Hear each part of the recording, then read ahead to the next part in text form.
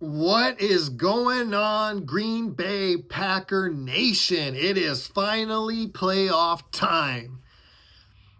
And the Packer fans probably not going in with much confidence after the loss to the Vikings and the disgrace of a loss to the Chicago Bears. Going into the playoffs, playing a Philadelphia Eagles team that a lot of people have going to the Super Bowl. Not the best way to be heading into the playoffs. But I will say, if you think the Eagles are going to just run right through the Green Bay Packers and that the Packers have no chance at winning, you're full of yourself. Let me tell you why. The Green Bay Packers were actually playing very, very well going into the Minnesota Vikings game. In fact, people were starting to say the Packers were a sleeper team that you didn't want to play in the playoffs. They lost to the Vikings. The Vikings only have 3 losses on the entire season and are a good, very good football team. The Packers really had nothing to play for against the Bears, so I think they went into that game half-assed, saying, yeah, we're going to play our starters. And they played Watson, and Watson's now out for the year. But they kind of half-assed the game plan. Jacobs only got 6 carries, so it was kind of like, yeah, the starters are going to play, but we're going to at the same time rest guys. I don't think that's how you can even approach a game. Either don't play your guys or go all in and play to win the game. But I digress.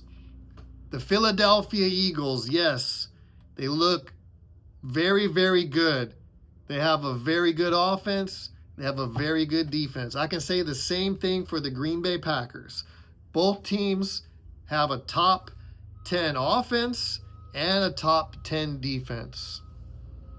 Both teams played each other week 1. That was a long time ago. The game was close. It came down to the wire.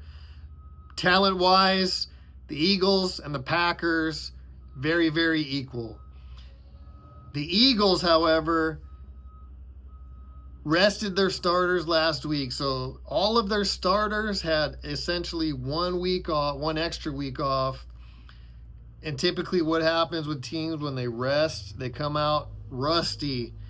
On top of that, Jalen Hurts hasn't played for multiple weeks.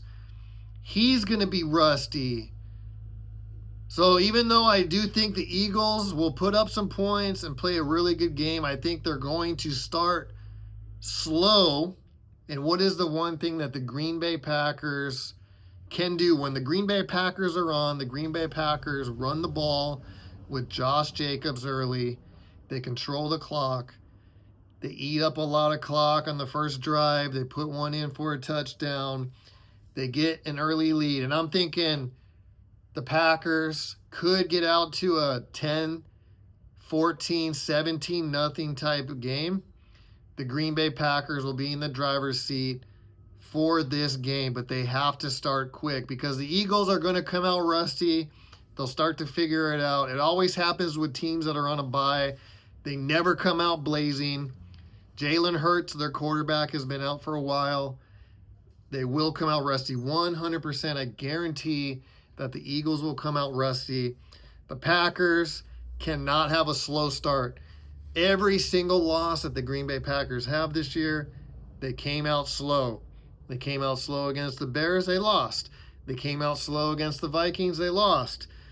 They turn it up late, and they can come back on anybody, but they just cannot afford to get down early in this game. They need to get ahead. They need to pad a lead so that once the Eagles start to get the rhythm and the rust starts to come off, the Packers already have a lead that they can secure.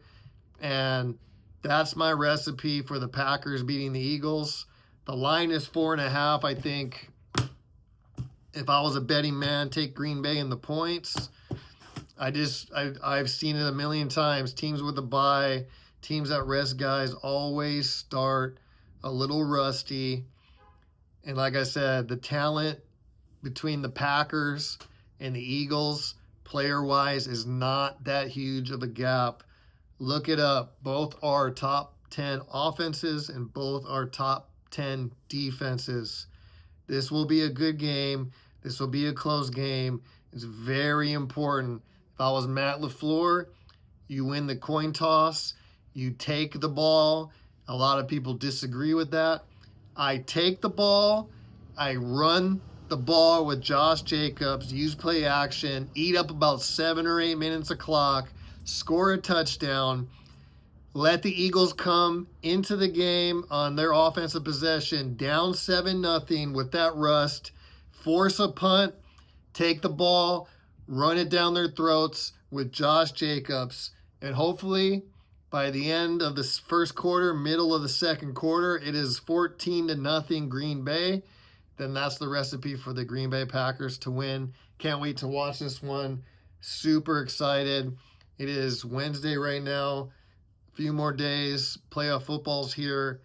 And I know the Packers aren't rolling in like they were last year. It was a different feeling last year. I just knew they were going to beat the Cowboys, and they smashed the Cowboys. I think this is a little bit different, but I feel like the Eagles can start slow and will start slow. And if the Packers I think this is all on Matt LaFleur, make the best game plan for that first quarter, that first drive.